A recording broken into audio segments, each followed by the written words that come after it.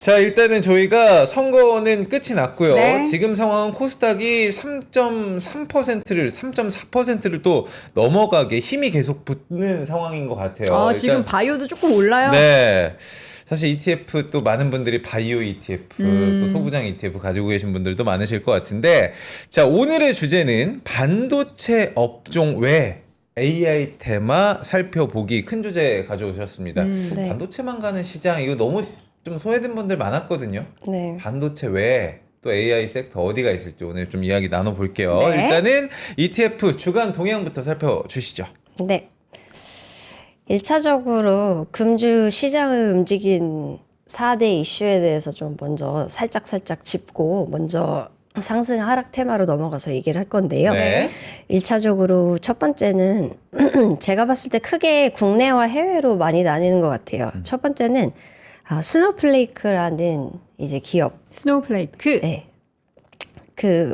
이제 어쨌든 소프트웨어인데, 네. 보안 소프트웨어 기업인데, 요런 기업이 실적 발표를 했어요.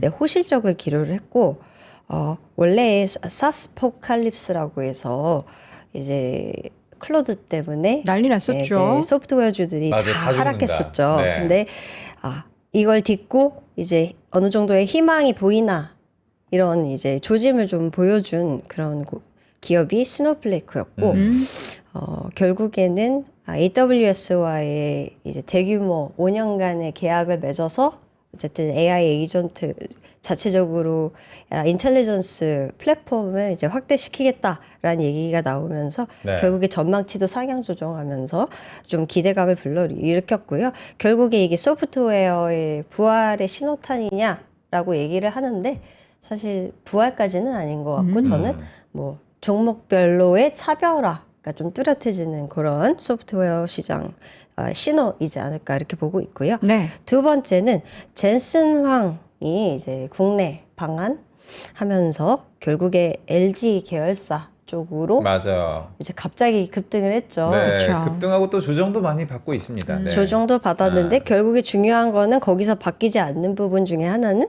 결국에 반도체 중심에서 이제 기타 소프트웨어부터 이제 인프라와 연관되어 있는 소소한 기업으로까지 이제 기대감이 확산이 되고 있다. 그래서 네. 결국에 AI도 이제 다양화가 되고 있다라는 부분들이 확인되고 있는데, 이게 단순히 우리나라만 보이는 게 아니라 미국에서도 이런 비슷한 추세적 흐름이 이제 공통적으로 나타나고 있다.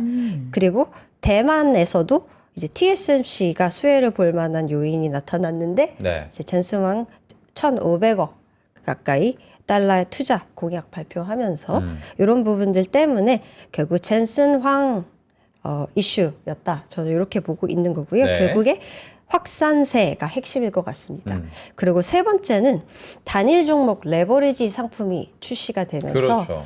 이게 삼성전자와 SK하이닉스 중심으로 해서 증시를 코스피를 주도하는 주도 장세가 강력하게 펼쳐졌고, 코스닥이 밀리는 부분이 좀 확인이 됐었죠. 그게 맞죠? 코스닥 팔아서 지금 다 저기로 가신 거죠? 아, 솔님이. 대형주 장세, 그리고 AI 대형주 중심으로 장세가 좀 쏠림이 미국도 나타나고 있고 국내도 좀 뚜렷하게 나타나고 있는데, 네. 결국에 거래대금상으로 첫날 10조 원, 그리고 계속해서 누적으로 이 주간으로 100조 원 돌파하고 있는 상황에서 코스피가 어쨌든 이제 증시 상승을 견인을 하고 있다 이렇게 보고 있는데, 네. 저는 이게 단일 종목 레버리지 상품은 장기로 투자하는 상품이 아니기 때문에 일시적일 것이고, 결국에는 반도체 ETF로의 좀 계속 집중되는 양상도 지속이 되고 있어요, 현재. 네. SK하이닉스나 삼성전자 본주를 팔고 레버리지로도 들어가지만 좀 지금 지수 레벨 부담으로 인해서 오히려 반도체 업종 ETF로 갈아타시는 분들도 많이 나타나고 있다. 네. 요 점이 확인되고 있다. 그리고 K반도체는 여전히 강력하다. 요 점이 포인트일 것 같고요. 네 번째는 스페이스X IPO. 아까 현태 맞아요. 우리 운영님 책임. 나오셨는데, 지난주에 나오셨죠. 네, 그분이 얘기하신 것처럼 이제 IPO 기대감 때문에 사실 우주 펀드 쪽으로 자금이 지난 2주 전만 해도 막 많이 쏠렸었어요. 그러다 지금 많이 빠져 있는데, 그 이유는 아무래도 스페이스X의 프록시 기업에 해당되는 많은 기업들이 들어가 있는 펀드이다 보니까 거기에 대한 프록시 프리미엄이 좀 줄어드는 거 아닌가에 대한 우려 때문에 사실 일시적으로 자금이 빠져나간 건데 차익 실현 물량이 단기적으로 나타났던 걸로 보이고 저는 네. 이게 계속 변동성에 대한 우려와 기대감이 공존하면서 발생되는 노이즈 정도다 이렇게 말씀드리고 있습니다. 그래서 빅 IBO 같은 경우는 연내 3개 이제 나타날 거기 때문에 네. 변동성은 미국 증시 단에서 봤을 때는 우상향이지만 개별 종목 단에서 봤을 때는 테크, 빅테크나 이런 쪽은 좀 흔들릴 수 있는 여지도 분명히 있다. 요 점이 좀 키 이슈들이다 이렇게 볼 수 있겠습니다. 네. 지금 보면은 네. 우리나라 시장에서도 혹은 이제 우리나라에서 외국인 자금이 빠져나가는데도 수급적으로 영향을 크게 미칠 만한 이슈가 딱 보이네요. 네. 네. 레버리지는 이제 코스닥에서 일부 자금들이 좀 빠르게 이탈했었던 그 이유를 우리가 설명했었던 이슈고 네. 최근에 이제 스페이스X IPO 때문에 미국 내에서도 뭐 네. 다른 종목 팔고 이거 기다리는 자금들이 있다라는 얘기도 있고 네. 우리나라에 사실 외국인들이 되게 많이 팔았었잖아요. 맞아요. 그렇죠. 그게 다 이거 투자하려고 뭐 그러는 거다 이런 뭐 이제 추측을 하곤 하는데 네. 이게 수급적으로 최근에 참 영향을 미칠 만한 이슈들이 너무 많아서 변동성이 맞아요. 더 크지 않나라는 생각도 들어요. 네, 일단 미국 증시 같은 경우는 분명히 우리나라도 많이 흔들리지만 네. 미국도 많이 흔들릴 것 같아요. 제 생각에는. 네. 그래서 고객분들 입장에서는 지금 같은 장에서는 한꺼번에 거치식으로 한 번에 들어가는 방식보다는 네. 하락할 때마다 매수를 조금씩 분할해서 하시는 방식이 조금 더 유효하다고 말씀드리고 네. 근데 중요한 사실 하나는 개별 종목보다 오히려 좀 ETF 단에서 패시브 자금이 대규모로 들어오고 빠지고 이런 부분들이 추세적 흐름이 확인되고 있기 때문에 네. ETF 시장을 활용해서 투자를 하시는 방식은 적절하다라고 저는 보여지고 있어요. 네, 유동성이 네. 그만큼 풍부하다라는 의미이기 때문에 네. 조금 계속해서 좀 활용하시면 좋을 것 같습니다. 네. 저도 그러면 과장님 우리 빅 이슈 중에 하나 궁금한 건 젠슨왕 이야기인데 네. 젠슨왕이 아직 들어오지도 않았을걸요? 오늘 와요. 오늘 지금 입국을 하는 걸로 알고 있는데 네. 젠슨왕이 오기도 전에 우리 시장은 굉장히 크게 올라갔다 떨어졌다 많은 움직임을 보였잖아요. 네. 기적의 선반영. 들어와서는 크게 뭐 우리가 지켜봐야 할, 주목해야 할 뉴스들은 없을까요? 어떻게 보세요? 일단은 젠슨 황 CEO가 우리나라 기업들한테 전반적으로 관심이 있는 것 같고요. 그러다 보니까 자연스럽게 AI와 연관되어 있는 대형주 중심으로 계속 반등세가 나타나고 있는 것은 맞기 때문에 네. 어쩔 수 없이 이제 대형주 중심으로 주도주 중심으로 대응을 하시라는 부분은 계속해서 강조할 수밖에 없는 것 같아요. 그래서 솔직히 중소형이나 코스닥 대안책 이런 부분들이 나온다고 해도 네. 결국에 대형주를 버릴 수는 없는 장세일 것 같아서 아까 그 앵커님이 얘기하셨던 루닛 잠깐만요. 네. 조금 마음이 아픕니다. 들어오기 전에 아 잠깐만. 마음이 굉장히 아팠던. 내 보유 종목 얘기하지 마요. 나 마음 아프단 말이야. 나 네. 부상징자도 받았어. 여러분들. 큰일 날 뻔했네. 네. 자 어쨌든 그래서 지금 시장에서는 다양한 이슈들이 있고 오늘 이제 젠슨 황이 저녁 때 들어온다고 해요. 그렇죠. 오늘 전체 들어서 바로 뭐 삼겹살 내일이 소맥 삼겹살 하는 거예요? 회동입니다. 그 뭐 예. 성수동 뭐 고깃집이라 그래서 그게 지금 뭐 기자들이 난리가 났어요. 공개가 거의 뭐 되는 것 같더라고요. 그래요? 보니까. 또 그 주변에 또 가서 네. 뭐 삼겹살 한 점씩 나눠주고 치킨은 드릴 수 있는데 삼겹살은 조금 주기가 좀 애매하지 그러네. 않나 약간 라는 굳을 생각이 수도 있고. 들고요. 예. 네. 어쨌든 성수동 지역에 계신 분들 네. 그것도 젠순항 알현하러 놀러가 보셔도 재미난 구경거리가 될 것 같습니다. 네. 자, 그럼 이제 ETF 시장 동향을 한번 확인을 해봐야겠죠. 이제 주간 단위로 ETF 시장 한번 확인을 해볼까요? 먼저 상승 업종 테마 보겠습니다. 네. 네, 상승 업종은 크게 저는 이제 반도체를 제외한 나머지 AI와 관련된 인프라 네트워크 쪽 관련된 혹은 사이버 소프트웨어 관련된 ETF 테마가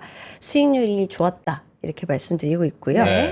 그래서 보시면 여기 타이거 미국 AI 데이터 센터 탑 4 플러스나 타이거 글로벌 AI 사이버 보안부터 타이거 미국 AI 소프트웨어 톱4 플러스 이름이 네. 다 비슷해 보이잖아요. 맞아요. 네. 근데 다 놀랍게도 타이거 거죠. 그렇네요. 그래서 여기서 보시면 공통점이 결국에 반도체 이외이다. 이렇게 생각하시면 될 것 같습니다.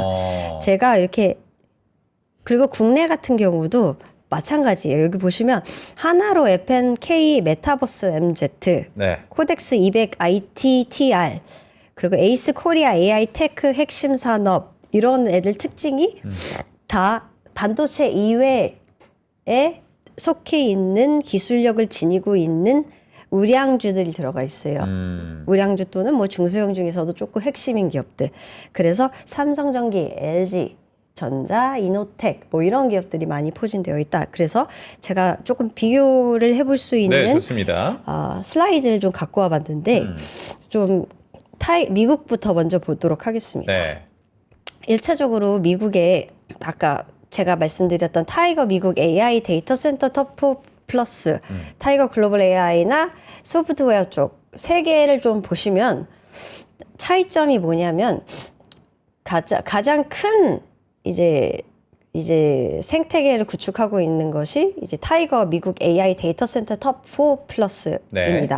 이게 우리 네오 클라우드 업체부터 시작해서 이제 하드웨어 쪽에서는 이제 냉각 설비 시스템 업체나 이제 광통신 네트워크 기업까지 다 고루 포진되어 있다. 데이터 센터와 연관되어 있는 기업에 집중 투자를 한다라고 보시면 되는 거고요. 타이거 글로벌 그 다음이 미국 타이거 AI 소프트웨어 톱4입니다. 이거는 네. 이제 소프트웨어 팔란티어 그러니까 주로 보안주들이 많이 들어가 있는 형태 그리고 클라우드 업체들이 들어가 있다고 생각을 하시면 되고요. 네. 그리고 마지막으로 가장 작은 개념이 타이거 글로벌 AI 사이버 보안입니다. 네. 여기는 이제 보안주들만 들어가 있습니다. 우리가 크라우드 스트라이크나 이제 팔로알토 같은 이런 핵심 기업들이 들어가 있는데 중요한 부분은 이런 기업들의 퍼포먼스가 사실 데이터 센터 ETF 여기 보시면 데이터 센터 톱4 플러스를 제외한 나머지는 사실 조금 힘을 못 썼던 소프트웨어 기업 업종 ETF들이에요. 네. 근데 이제 다 보시면 조금씩 올라오고 있습니다. 그래서 전반적으로 반도체 대비해서는 퍼포먼스가 저조했지만 네. 그래도 계속 꾸준하게 기대감으로 올라오고 있다라는 점은 아직 죽지 않았다. 네. 이렇게 볼 수 있는 부분이고요. 근데 네. 저는 이 중에서 조금 투자를 해볼 만한 구성이나 그런 ETF를 조금 살짝 말씀드리면 네. 사실 미국 소프트웨어 쪽보다는 데이터 센터 쪽으로 접근을 하시는 게 조금 더 낫다라고 말씀을 드리긴 하는데 지금은 네. 근데 이제 평가 밸류에이션 단에서 조금 더 저렴하고 한쪽은 이제 소프트웨어 쪽이라고는 말씀드려요. 워낙 많이 빠져 있었기 그쵸, 때문에. 그쵸. 그래서 소울 미국 AI 소프트웨어 같은 경우가 시총 단에서 봤을 때 가장 크고요. 네. 그 다음이 타이거 미국 AI 소프트웨어 톱4 플러스인데 사실 보수율은 조금 차이가 나긴 하는데 저는 그쵸. 그냥 무난하게 가져가기에는 소울 미국 AI 소프트웨어고 조금 더 종목단에서 집중 투자를 하고 있는 애는 타이거다. 이 정도로 그냥 차이점을 말씀드리긴 합니다. 네. 자, 우리 현지쌤. 잠깐 저희가 네. 코를 좀 정리를 해야 될 것 같아요. 재정비할 시간을 조금 드리도록 혹시 하겠습니다. 저희, 네, 밖에서 저희 휴지 좀 갖다 주시면은 현지님 네. 잠깐만. 네. 혹시 네. 네. 지금 보면은 여러분들이 방금 보셨던 5가지 ETF는 다 소프트웨어, 뭐 보안 관련한 ETF입니다. 뭐 월모브를 꾸준히 보시거나 뉴욕 증시 투자하시는 분들은 아시겠지만 네. 그 IGV라는 ETF가 굉장히 많이 저점 대비 올라왔어요. 그게 제가 알기로는 40% 넘게 다시 회복을 했다. 거의. 네. 그렇죠. 그럼에도 불구하고 또 상대적으로 다른 뭐 하드웨어나 반도체 관련한 종목들에 대비해서는 아직 멀었죠. 아직 멀었는데 뭐 이전에 우리가 공포감에 휩싸였었던 뭐 사스포칼립스나 이런 얘기들이 뭐 언제 또 다시 불거지게 될지는 누구도 모르는 거지만 네. 어쨌든 최근에 실적 발표나 기업들의 행보를 보면은 그 소프트웨어 기업들도 함께 상승 상생하고 뭔가 나아갈 수 있는 산업의 확장이 나타날 수 있는 그런 지금 발판들이 조금 마련되고 있다는 점에 있어서는 맞습니다. 관련한 AI 투자에 있어서 하드웨어도 좋긴 하지만 소프트웨어 쪽도 꼭 가져가야 한다라는 점에서 저희가 5가지 ETF 그중에서도 뭐 소리나 타이거 쪽을 우리 박현진 과장님께서는 탑픽으로 한번 꼽아 주셨습니다. 네. 저희가 여러분의 그 의견들을 굉장히 주의 깊게 보고 있습니다. 네. 네, 우리 현지 과장님 응원하는 댓글도 굉장히 많이 올려주고 맞아요. 계시는데 저희가 잠깐 지금 살짝 끊고 바로 또 정비가 됐으니까 내용도 살펴보도록 하겠습니다. 네. 네. 네. 그리고 국내 같은 경우도 비슷한 추세 흐름이 나타나는데 국내는 사실 소프트웨어보다는 이제 아무래도 전자 쪽 이제 쪽이 조금 더 이제 유력하다 보니까 네. 네. 이제 아무래도 여기 보시면 하나로 F&K 메타버스나 에이스 코리아 등등 보시면 종목 구성 보시면 삼성전기가 대표적으로 좀 많이 들어가 있고요. 요새 좀 네. 가장 핫했죠. 네. 그리고 보면 LG전자, 아이고, 다 들어가 있네요. 네 이런 기업들이 네이버, SK텔레콤 최근에 올랐던 종목들 여기 다 들어가 있어요. 그러니까요. 네. 그래서 이런 쪽으로 조금 올라왔던 부분들이 주간으로 좀 확인됐다 이렇게 보시면 되겠고요.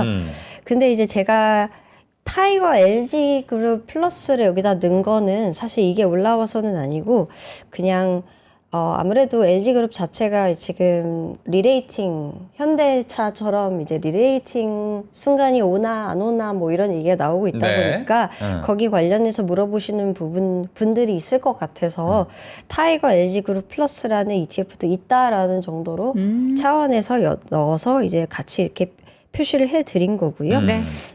이렇게 좀 정리를 미국과 한국 이게 둘 다 반도체 이외에도 조금 살펴볼 만한 ETF들은 이런 것들이 주간으로 있었다. 네. 이렇게 말씀드리고 있습니다. 반면에 이제 하락한 ETF도 한번 좀 확인을 해봐야 될 텐데 네.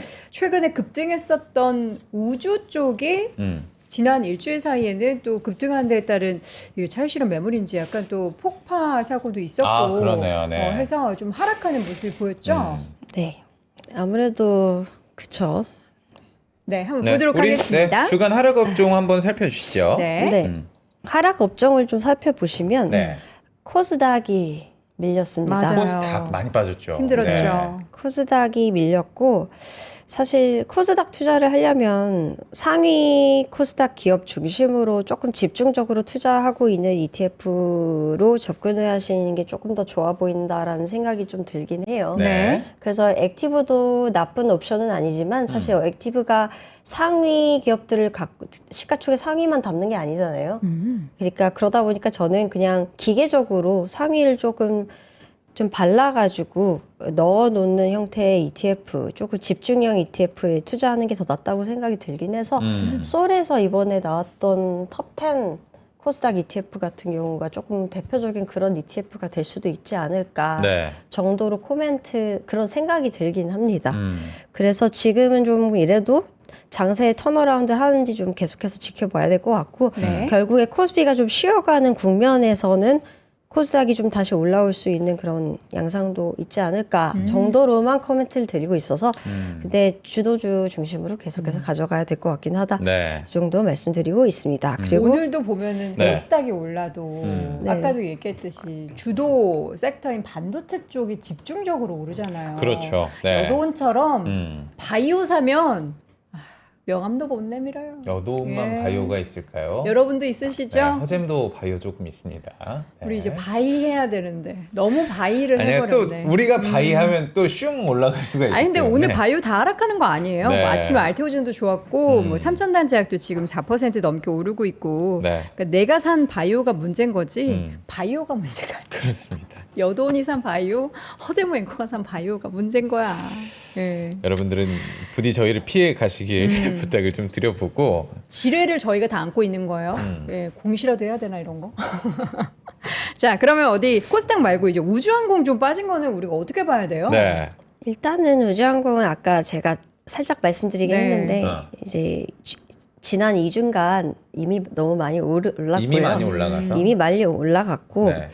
상장 전에 이제 계속 스페이스X로 직접적으로 본주로 투자하고자 하는 니즈가 늘어날 거라는 이제 우려 때문에 네. 일시적으로 이제 단기 차익 실현하시고 글로 이제 현금을 좀 마련하셔서 준비하시는 분들도 좀 있는 것 같아요. 네.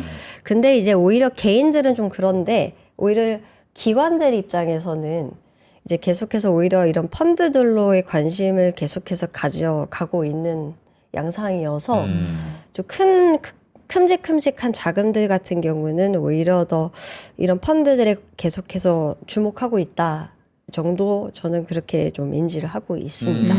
사실 이제 수급 쏠림 얘기를 많이 하면서 그러니까 스페이스X 우주 좋다라고는 알고 있지만 개별 종목에 투자하기는 사실 겁이 나잖아요. 맞아요. 그래서 ETF 투자하시는 분들이 우주 관련 섹터 많으시잖아요. 이게 6월 12일 전후로 굉장히 가격 변동이 클 것 같긴 한데 네. 이미 들어가신 분들은 그냥 잡고 있습니까? 아니면은 그래도 차익 실현이 할 수 있는 기회를 준다면 팔고 조금 현금화를 시키는 게 더 나을까요? 어떤 전략이 좀 좋을까요? 무조건 저도 들고 있거든요. 근데 저는 지금 전략이 상장 전에 조금 팔고 네. 이제 상장 후에 오버슈팅이 나왔을 때 봐서 조금 더 빨고 그 다음에 좀 기다리다가 저점에서 계속 조금 차익 실현을 조금씩 계속 해 나아가는 방식으로 말씀드리는데 저는 단기 대응을 한다는 입장에서 그렇게 제안을 드리고 있고 네. 하지만 이제 장기 투자하시는 고객 입장에서는 지금 들어가시는 것보다는 제 생각에는 오히려 조금 오버슈팅 나오고 나서 가격이 좀 떨어졌을 때? 떨어지는 그 구간, 안정되는 그 구간을 노리셔서 점진적으로 분할 매수 형식으로 들어가시는 게 조금 더 부담이 덜 하실 거다.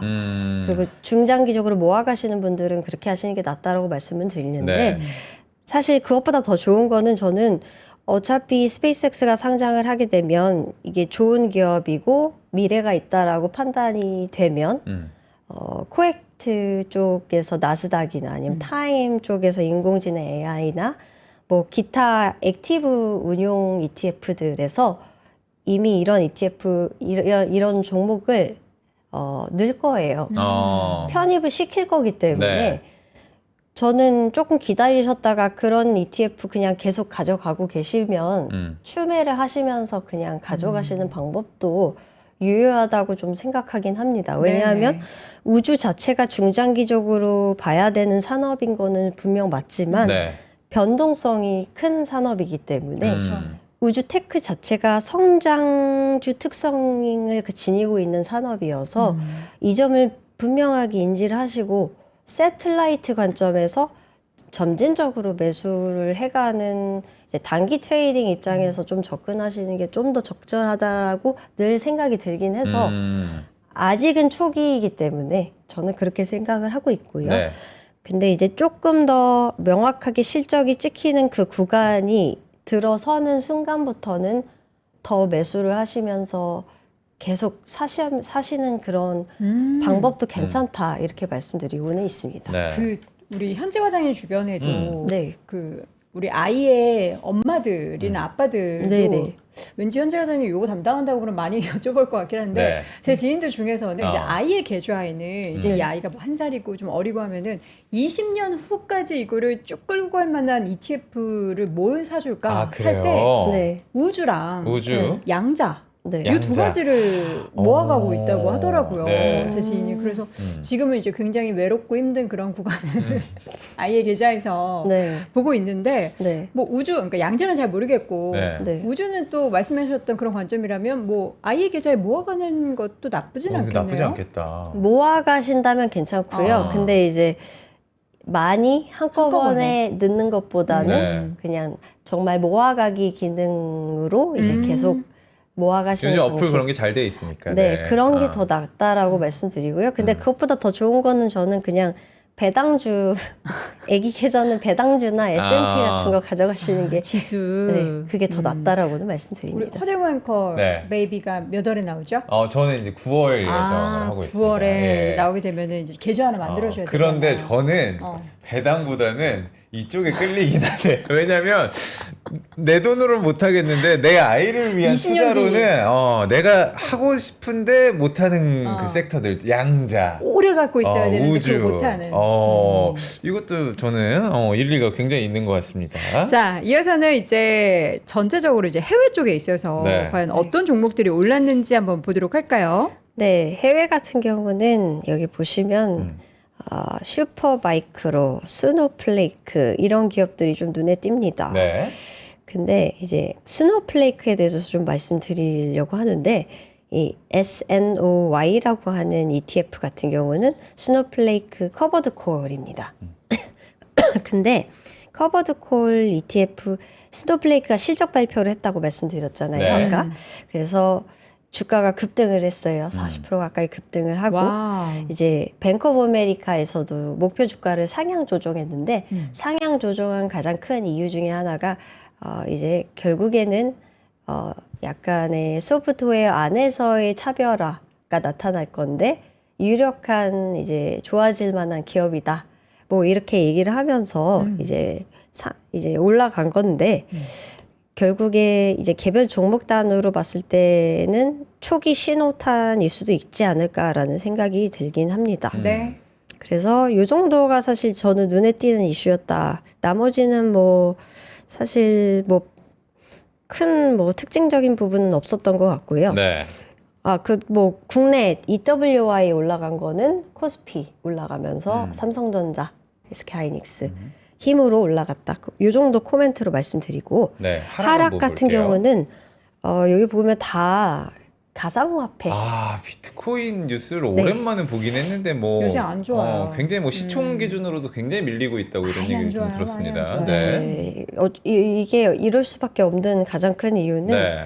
아무래도 자금이 반도체나 AI에 다 쏠려 있어서 그쪽으로 강세몰이가 너무 셉니다. 그래서 결국에 우리나라 개인 투자자분들이 코인 많이 하시잖아요. 네. 네. 이런 분들이 이제 국내 증시의 우량주로 투자를 하시는 그런 양상도 나타나고 있어서 이런 부분들 때문에 일시적으로 이게 계속 빠지고 있는 게 아닌가 이렇게 보고 있고요. 네. 그거 외에 좀 더 눈여겨볼 하나 더 말씀드리면 여기 CRDO라고 하는 ETF가 있습니다. 이게 크레도 테크놀로지라고 들어보셨을까요?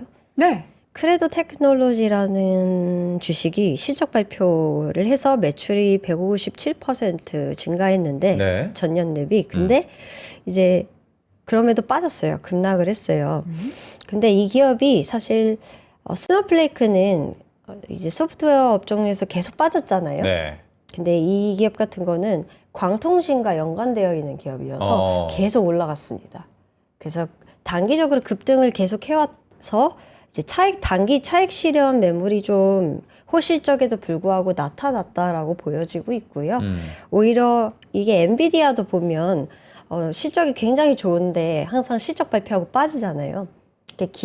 기대치가 워낙 높아서 이런 부분이 확인이 되고 있는 건데 크레도도 약간 비슷한 맥락으로 실적이나 이런 부분들은 계속 좋아지고 있지만 아직까지 경쟁도 심화되고 있는 국면에서 좀 확인될 부분들이 더 많다 이렇게 판단되고 있어서 이게 근데 이제 단기적인 노이즈 정도다 이렇게 보고 있습니다. 네. 하지만 어쨌든 그 부분 때문에 2배짜리 레버리지 단일 종목 레버리지 상품인데 이게 이렇게 빠졌었다 이렇게 보여지고 있습니다. 네.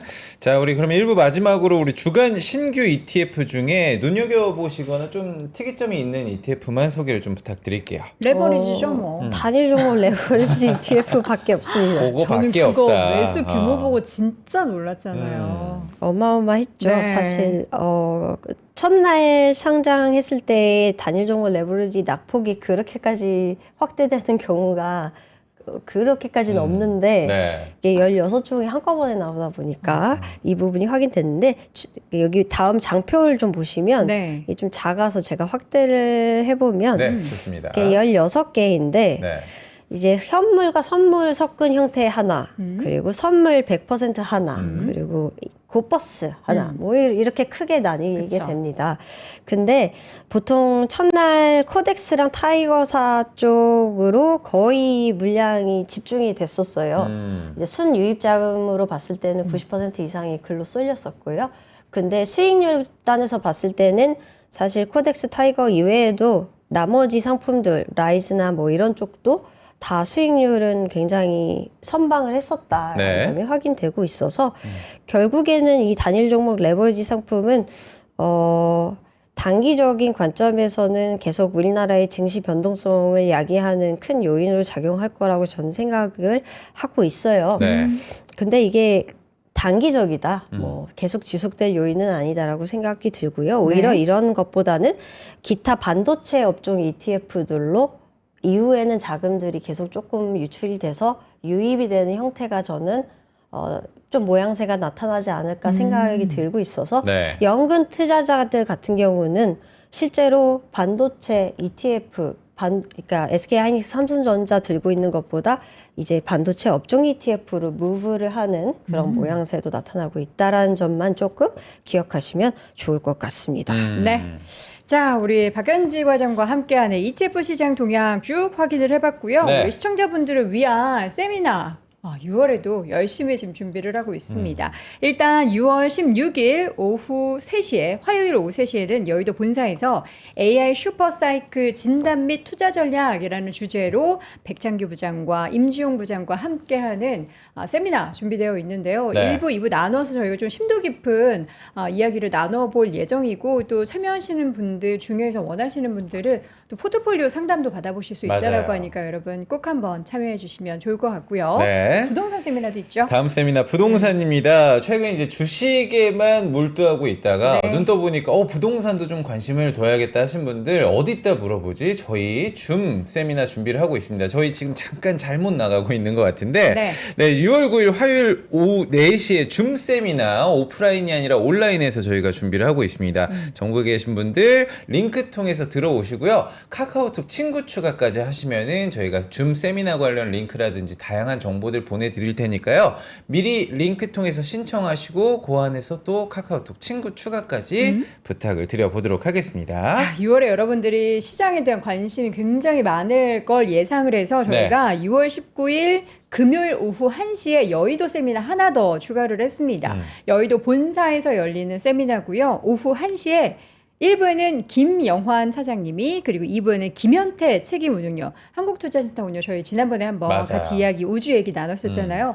우주 투자 관심 있는 분들은 세미나 함께 하시면은 또 깊은 이야기 나눠보실 수 있을 것 같습니다. 모든 내용에 있어서 세미나 참여 신청은 영상 아래 링크 혹은 실시간 댓글창에 혹은 저희가 클립으로 보신 분들은 댓글창 고정 댓글에 남겨뒀거든요. 그거 클릭하시면 원하시는 세미나 선택하셔서 신청하실 수가 있습니다. 네.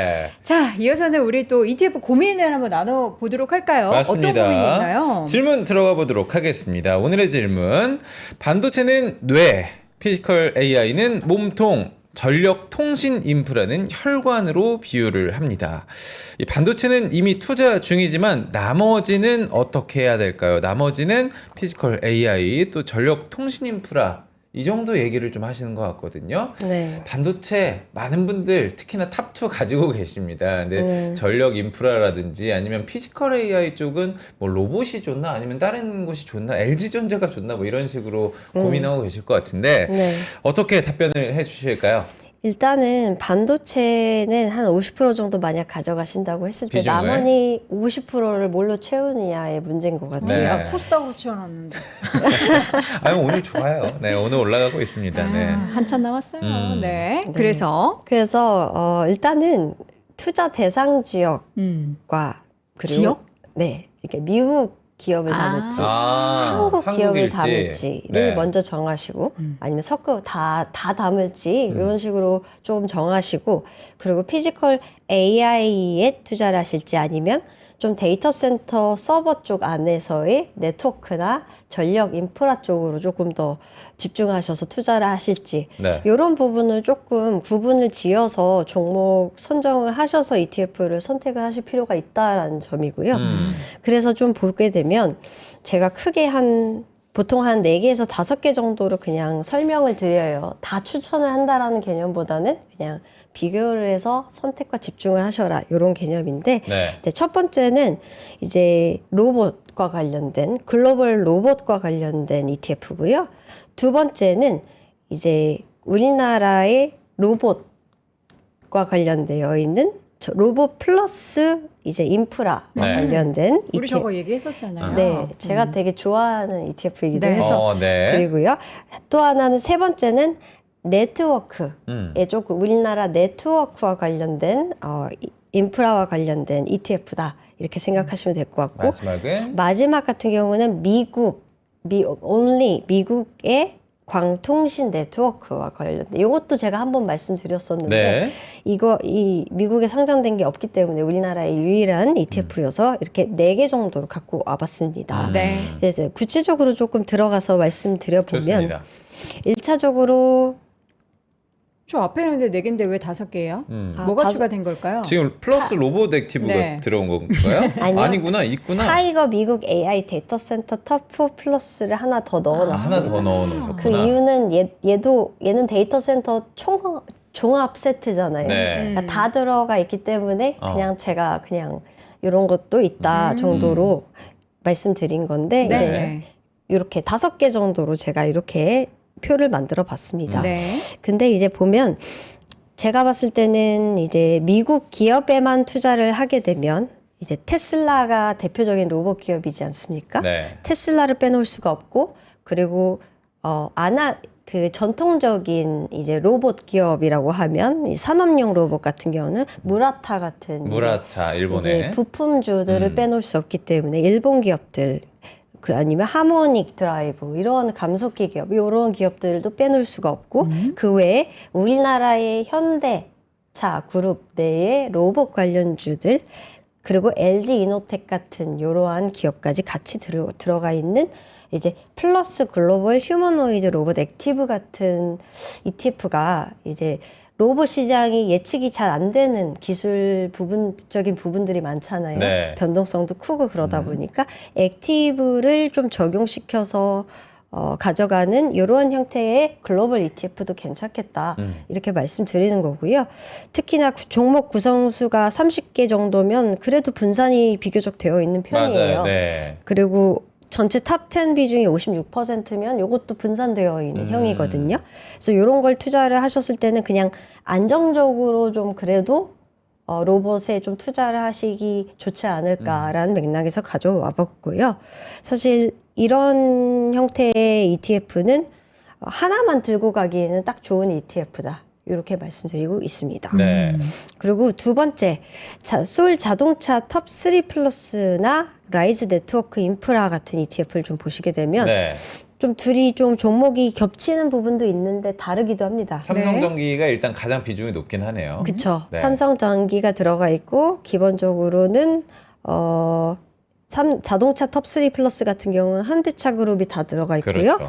그 외에 이노텍과 삼성전자, LG전자까지 들어가 있습니다. 그래서 조금 무난하게 내가 우량주를 들고 가면서 이제 반도체 외에 IT주들을 조금 더 골고루 담아갈 수 있는 옵션이 뭘까? 그러면서 로봇 익스포저도 가져가려면 소울 자동차 톱 3 플러스가 조금 공격적이긴 하지만 투자할 수 있는 좋은 투자처이지 않을까? 이렇게 정리를 해본 거고요. 네. 그 다음에 좀 라이즈 네트워크 인프라 같은 경우는 네트워크와 연관되어 있는 반도체, 광통신 기업들까지 같이 들어가 있습니다. 요것도 약간 또 네. 길게 끌고 갈 만한 네. 종목도 있겠어요. 근데 이 ETF는 AUM 같은 경우가 8천억이에요.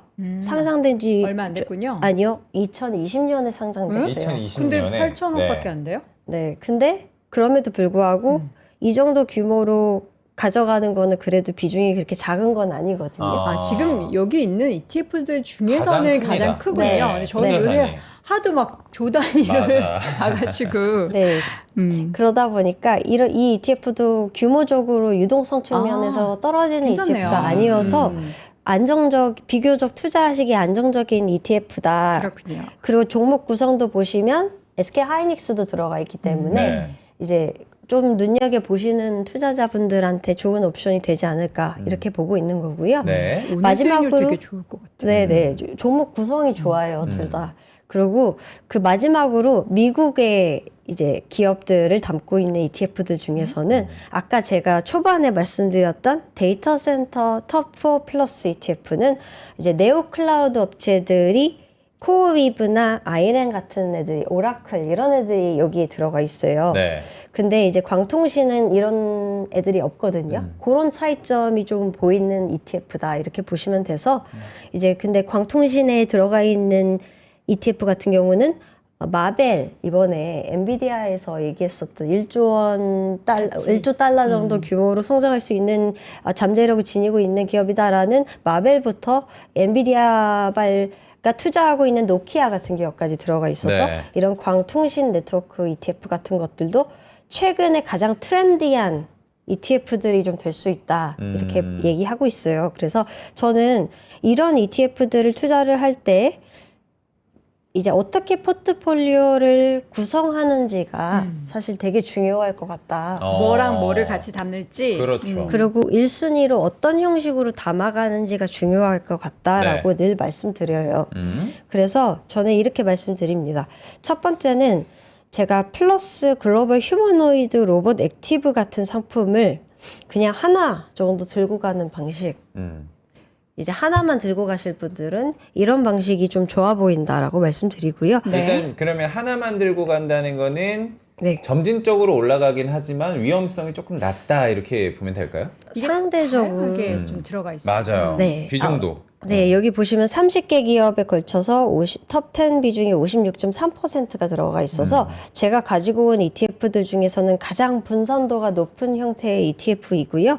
그리고 테슬라가 상단에 들어가 있지만 비중이 8.6%면 그렇게 높은 비중은 아닙니다. 네. 그래서 테슬라 개별 종목의 변동성이 이슈로 인해 변동성이 나타났을 때 영향도 그만큼 그렇게 크게 가져가지는 않아서 좀 무난하게 가져가실 수 있는 ETF지 않을까라고 말씀드리고 있는 거고 네. 그리고 제가 또 강조드리고 싶은 부분이 총 보수가 액티브 ETF들이 보통 0.8 내지 그렇게 더 높은 경우가 많아요.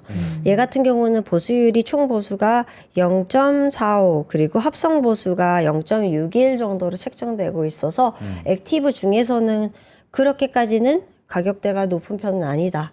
그리고 성과 측면에서 보실 때도 퍼포먼스가 좋습니다. 비교적. 그래서 이런 것들 들고 가시면 로봇 들고 가시려면 이런 것도 괜찮다 말씀드리고 있는 거고요. 네. 두 번째 옵션으로 말씀드릴 수 있는 거는 솔 자동차 톱3 플러스라는 ETF 제가 아까 말씀드렸던 좋아한다는 ETF를 하나 정도 들고 가시면서 이제 국내에만 들어가 있잖아요. 네. 해외 익스포저도 들고 가셔야 되니까 테슬라 개별 주식을 가져가시는 방법이 하나가 있을 거고요. 아니면 테슬라 개별 주식이 좀 부담스러우시면 미국 데이터 센터나 아까 제가 말씀드렸던 광통신 네트워크 ETF를 같이 가져가시는 비중을 가져가시는 방법도 괜찮다 이렇게 말씀드리고 있는 겁니다. 네. 그리고 세 번째 안은 라이즈 네트워크 인프라 같은 ETF를 하나 들고 가시면서 이제 여기 보시면 광통신 네트워크에 없는 종목이 하나가 있어요. 뭘까요? 광통신 네트워크 ETF에 없는 아니요. 네. 네트워크 인프라, 라이즈 네트워크 인프라에 없는 기업이 있습니다. 없는 기업이요? 뭘까요? SK, 삼성전자, 삼성전기 하이닉스 있고 있고. LG 이노트, LG전자, 현대차, 뭐 네트워크 인프라 쪽 얘기하면 현대차가 없습니다. 현대차가 현대차. 없네. 옆에는 아무나. 있는데. 네. 아무나 다 찍었어. 대표적인 로봇주인 현대차가 없기 때문에 네. 그러면 현대차를 하나 개별 주식으로 넣으시거나 아니면 현대차와 연관되어 있는 뭐 ETF를 하나 가져가셔도 되고요. 아니면 그렇게 가져가시거나 테슬라 해외 익스포저가 없기 때문에 테슬라 또는 아까 미국 데이터 센터 광통신 네트워크 ETF를 같이 가져가시는 조합도 괜찮겠다라고 말씀드리고요. 네. 어디까지나 개개인의 선택이고 이제 성향에 따라서 ETF는 어떻게 엔지니어링하고 종목 구성을 하느냐가 달라지기 때문에 이렇게 1안, 2안, 3안으로 제가 구분을 해서 이제 설명을 드린 거라고 생각을 하시면 될 것 같습니다. 1안부터 그럼 3안까지 네. 이게 네. 약간 좀 보수적인 분과 조금 더 이제 적극적인 투자인 분들을 좀 분류해서 보자면 나는 좀 보수적이고 네. 좀 분산을 많이 했으면 좋겠어 하는 분들은 어떤 안을 선택하는 게 1안이지 좋을까요? 않을까요? 1안이 제일 나을 거고요.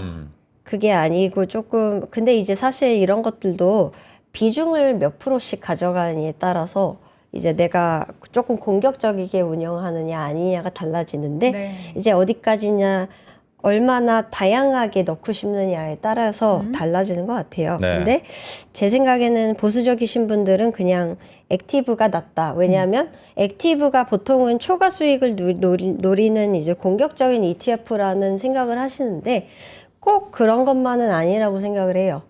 왜냐하면 분산도나 이제 액티브가 오히려 변동성장에서 대응이 더 발빠르게 이루어질 수 있는 부분들이 있어서 네. 방어를 오히려 더 하락장에서 더 방어를 잘할 수 있는 부분들도 분명히 있을 거라는 생각이어서 이런 게 이제 보수적이신 분들은 더 괜찮다고 생각하고 있고 이런 거랑 이제 반도체 ETF 이런 걸 같이 가져가시면 좀 밸런스가 좋지 않을까 이렇게 말씀드리고요. 네. 그 다음에는 이제 조금 더 공격적이신 분들이라면 저는 소울 자동차 톱3 플러스 같은 거가 이제 톱3에 집중을 하잖아요. 네. 그러니까 아무래도 집중도가 높은 형태의 ETF이기 때문에 네. 이런 걸 가져가시면서 테슬라 비중을 조금 가져가시거나 조금. 많이 아닌데 조금. 잠깐만. 네. 현재 과장님의 조금의 기준은 얼마큼이에요? 조금 포트 안에서 몇 퍼센트? 일단은 10% 미만으로 10% 미만으로. 한 자릿수로? 네. 네, 한 자릿수로 가져가시는 걸 테슬라는 변동성이 크기 때문에 네. 그렇게 말씀드리고 테슬라 근데 이제 데이터 센터나 광통신 네트워크 ETF 같은 경우는 한 10% 정도 수준으로 넣으시면 좀 좋지 않을까. 네. 제가 항상 강조드리는 거는 이러한 ETF들은 다 코어가 아니라 새틀라이트 네. 위성 ETF로 활용하셔야 되는 테마형이다를 강조드리고 있고요. 이제 그렇기 때문에 비중은 항상 너무 과도하지 않게 네. 들어가셔야 된다. 그래서 이렇게 말씀드리고 있습니다.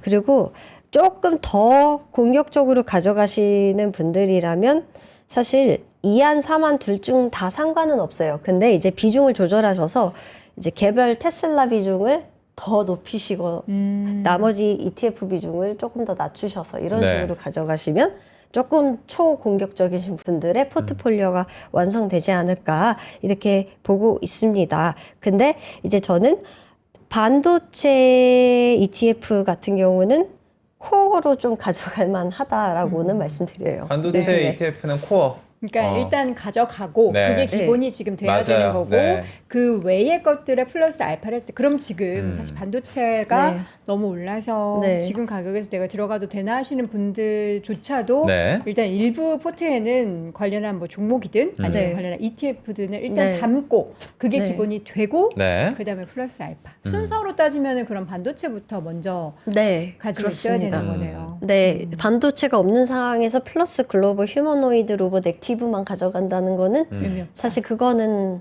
저는 생각하지 않고 있는 맞아요. 옵션입니다. 근데 이게 되게 중요한 메시지인 것 같은 게 네. 오늘 저희가 주제가 AI 산업군에서도 반도체를 제외하고 뭘 볼까요 하면서 피지컬 AI 데이터 센터 뭐 이런 식으로 봤는데 지금 반도체 팔고 이쪽으로 넘어갑시다가 아니라 반도체는 기본으로 가지고 있어야 네, 되고 네. 그리고 나머지 포트폴리오 비중에서 피지컬 AI 데이터 센터까지 좀 이야기를 나눠봤습니다.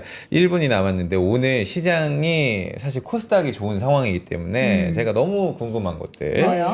코스피가 4천 가고 5천 갈 때 허잼이 집중한 거는 드디어 이제 코스닥 레버리지 내가 공부를 해야겠다 했는데 지난주인가요? 월요일 화요일에는 천선도 코스닥 천선도 깨질랑 말랑하는 시장이긴 했습니다. 오늘 3% 넘게 올라가고 있는데 네. 코스닥 액티브 ETF 상황도 좀 궁금하기도 하고 안 좋다면서요. 일단은 또 하반기 코스닥 뭐 정부 정책이 나온다고 하는데 다시 한번 믿어볼까 뭐 이런 생각도 있는데 코스닥 관련 ETF는 어떻게 보고 계세요? 일단은 저는 코스닥과 관련된 입장은 일단은 상위 1군에 해당되는 코스닥 기업들에 좀 포커스를 두고선 시가총액 높은. 네, 투자를 하시는 게 좀 더 안정적이다라고 말씀드리고요. 네. 그렇게 구성되어 있는 ETF가 만약 나온다, 혹은 좀 그거와 조금 비슷한 컨셉으로 나오는 ETF가 있다, 지금 현존하는 ETF가 있다라고 하면 그것과 비슷한 ETF로 접근을 하시는 게 좀 더 낫지 않을까라고 말씀드려요. 그래서 이제 코스닥 지수형 ETF보다는, 왜냐하면 최근에 보시면 지수 빠질 때 나머지가 좀 언더퍼폼하면 같이 빠지는 경향이 있기 때문에 네. 오히려 아까 잠깐 말씀드리긴 했는데 솔에서 나온 이제 코스닥 톱10 같이 조금 집중형으로 만들어 놓은 좀 그래도 대표적인 종목을 담은 형태의 집중형 ETF가 공격적이긴 하지만, 컨셉상으로 공격적이긴 하지만 담고 있는 종목 단으로 봤을 때는 오히려 더 안정적일 수도 있는 거 아닌가라는 생각이 들긴 합니다. 네. 그래서 그런 ETF도 패시브이지만 괜찮겠다라는 생각이고요. 코스닥 액티브도 완전 배제는 할 수 없어요. 근데 왜냐하면 액티브 운용력들이 운용을 하기 때문에 결국에 시장이 턴어라운드 하는 코스닥 장세가 다시 돌아왔을 경우에는 이제 더 초과 성과를 더 누릴 수 있는 부분들이 있기 때문에 대신에 성과를 계속 트래킹을 하시면서 얘네가 운용을 방어를 하방에서 방어를 잘 하면서 가져가고 있는가를 트래킹하는 게 굉장히 중요하다. 괴리율을 계속 트래킹을 하시면 보시면서 봐야 되는데, 지금 현재까지 상황을 봤을 때는 상장 이후로 좀 방어를 잘하고 있는 ETF는 플러스에서 나온 이제 코스닥 액티브가 방어를 굉장히 잘하고 있는 ETF인 것 같아요. 그 종목 구성이나 이런 걸 보시면 IT 비중을 조금 적절하게 너무 집중 안 하면서 좀 분산을 해놓고선 가져가고 있어서 오히려 퍼포먼스 하락 방어를 좀 제대로 조금 잘 해오고 있어서 그런 거 좀 눈여겨보시면 좀 좋지 않을까, 이렇게 요 정도 코멘트로 좀 네. 말씀드리고 있습니다. 알겠습니다. 자, 이렇게 해서 코스닥 관련한 투자에 대한 이야기까지 나눠봤고요. 오늘 또 부상토론 해주신 박현지 과장님 보내드리겠습니다. 건강 유의하세요. 고맙습니다. 감사합니다. 자, 현재 구간에서도 코스피는 2% 안팎의 하락세, 코스닥은 3%대 상승세 유지를 하고 있습니다. 네. 그동안 소외받았던 우리 코스닥 투자하시는 분들이 이제 오늘 하루 반짝 말고 뭔가 이제 함께 좀 웃을 수 있는 그런 장이 펼쳐지기를 소망하도록 하겠고요. 네. 저희는 내일 오전 10시에 다시 돌아오겠습니다. 여러분 오늘도 고맙습니다. 고맙습니다.